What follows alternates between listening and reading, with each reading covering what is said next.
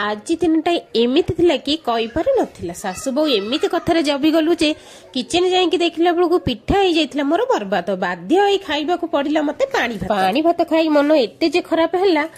मन हला खाइबाकू मटन भात मटन आनी बापा मोर मन होतिला कनक मटन को भलसे धोई देली कुकर रे नेकी रखिदेली तापर मटन रे तेजपत्र लुण हळदी देकी भाबिली सिटी दे मटन रे 4 सिटी देला परे मटन होई गेला पूरा सीजनटा बढ़िया सीझी गला परे मटन पाई नहीं गली सामग्री पाई नेली कौन ना जीरा धनिया गोलकी रसुण अदा आउ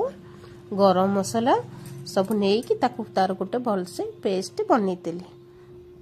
पेस्ट भल भाव में बनई साइला पर कढ़ई गरम करने गैस ऊपर बसीदेली आ कटा होकर रही पियाज को आगे पकईदेली पियाज मोर तेल सहित गरम हो साइला पर बटा होता मसला को ढाली देती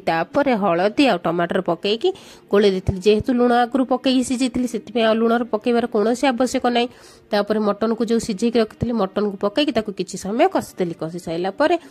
किसी पानी देदेली पानी देला तरकारी होगा ए रेसिपीटा केमती आपको लगे मत कमेंट माध्यम प्लीज जन।